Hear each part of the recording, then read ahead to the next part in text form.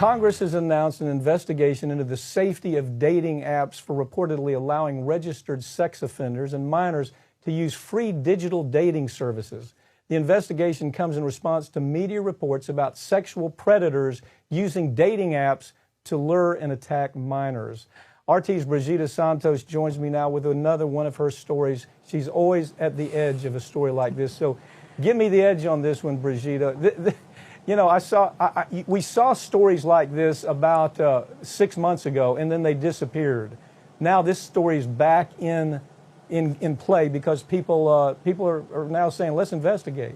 What's your take on this story? Yeah, and at least there is an investigation right now. The chairman of the Subcommittee on Economic and Consumer Policy has launched an investigation into the use of free online dating services by minors and the presence of sexual predators on those same dating sites.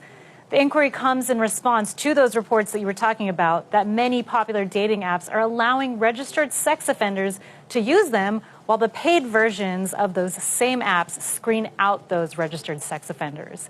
The committee has asked several dating services to produce documents about their policies and procedures for determining and verifying the age of their users, whether registered sex offenders or people convicted of violent crimes can use their platforms, how they determine whether someone is a minor or a sex offender, and to submit all consumer complaints related to minors, statutory rape, sexual assault, or rape. Some dating services that have been asked to deliver those documents include the Meet Group, Grindr, and Bumble, as well as the Match Group, which owns most major online dating services, including Tinder, OkCupid, Hinge, and Plenty of Fish. You know, Brigida, I remember doing this story maybe, God, it seems like a year ago, and what we were hearing is, well, you know, you're giving us anecdotal information. These are just hypothetical stories. These aren't real life stories. You're embellishing what might happen. The stories that Congress is hearing right now, these are real cases. I mean, and these are really, really bad cases, aren't they? Talk about that. Yeah, they're not hypothetical anymore. There are many disturbing stories. You know, teenagers are accessing free dating apps by simply lying about their ages. Sites like Tinder claim that they block underage users, but they really don't.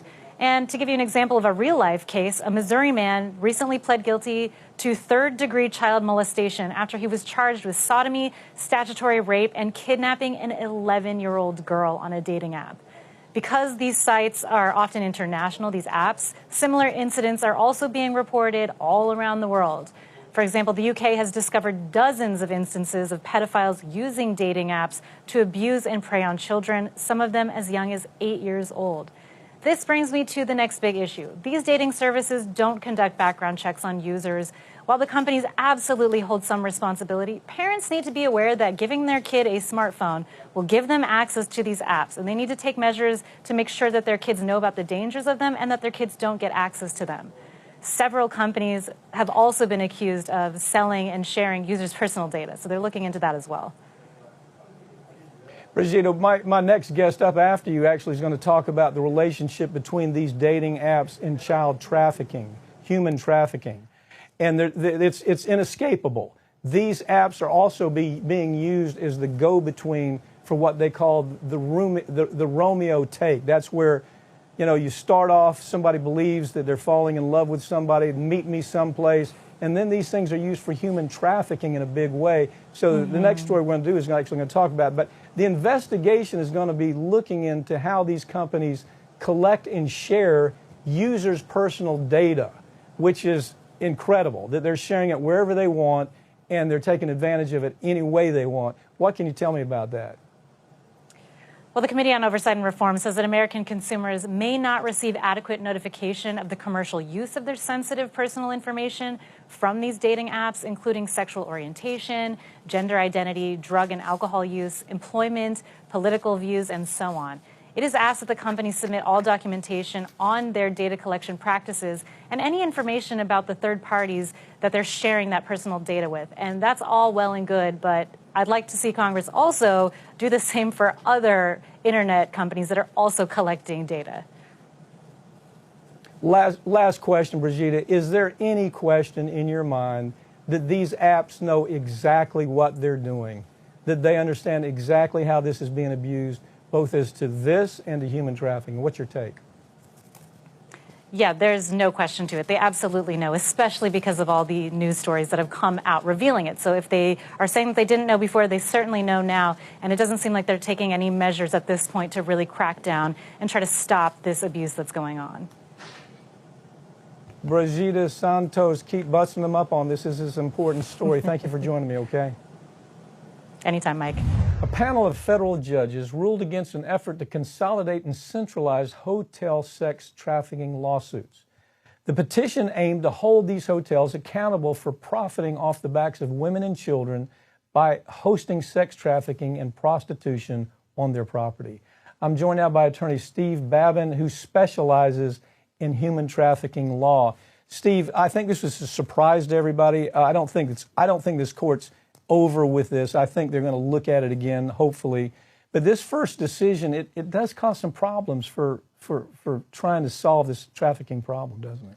I think it causes some problems, but we have a path forward. I think that what happened was the panel failed to recognize the breadth and scope of the issue was one problem, and also that there is what the common question of fact was with respect to all of these cases. Yeah, well, a lot of times a panel of judges they're posed a question. They're not in the middle of the fight.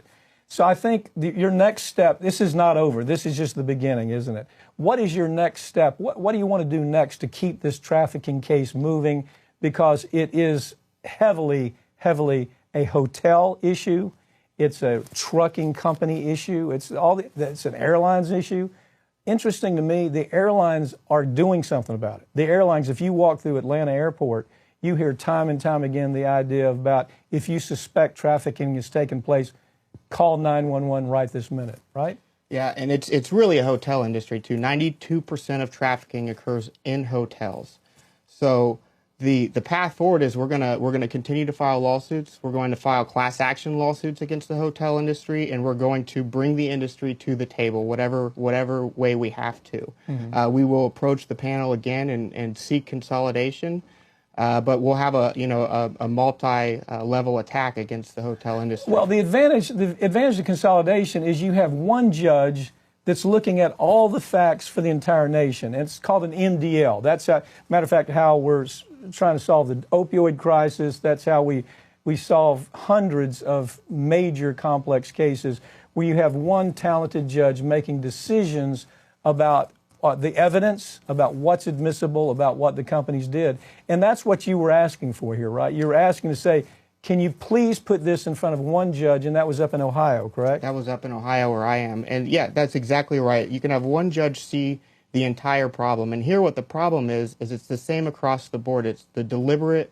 repeated refusal to implement policies and procedures that would catch and prohibit sex trafficking from occurring on the premises. And the brands say, well, we couldn't recognize or control sex trafficking. And I think that argument is untenable. The reality is if somebody walked in, a man walked in who's in his whatever age the guy is, with 6 girls in their 20s and paid for cash in hotel rooms for week-long stays, you got to know something's going on. Okay, you've asked us to be involved in the trial of these cases. We will be trying these cases. I think that what's going to happen here, and this is unfortunate, but the companies who know they've done wrong are going to be hiding behind the companies who kind of tried to do this right. Some companies, hotel companies, airline companies, trucking companies, they've come up with standards. And they say, these are the standards we're going to follow because we know in the hotel industry, 97%, tell me if I'm wrong about this, 97% of all human trafficking, primarily of children, takes place in hotel rooms. In Atlanta, for example, they bring kids in to Atlanta, central location. People fly in from all over the world to actually be involved with sex trafficking. They all meet there in Atlanta. They're there for 2 days, and then they leave. The airlines industry knows that. The hotel industry knows that. And you're asking the hotel industry to step up and do their job, right? That's right, to step up and do their job and not only write down policies, but to implement those policies as well across the board. What will a class action allow you to do? To me, if I think of your class action that you're filing, it allows lawyers to do discovery, to take depositions, to go after documents that show that the hotel industry clearly knew what was going on. Even though this panel decided now's not the time, when we get those documents and we can show them more, don't you kind of feel like everything falls into place? Everything should fall into place. And what the class action does is exactly what you said. It lets us ask questions and determine, how much did you know and did you know? And what we will find is they absolutely did know. Steve Babin, I promise you I'll go after them with you, okay? All right. Thanks for doing this.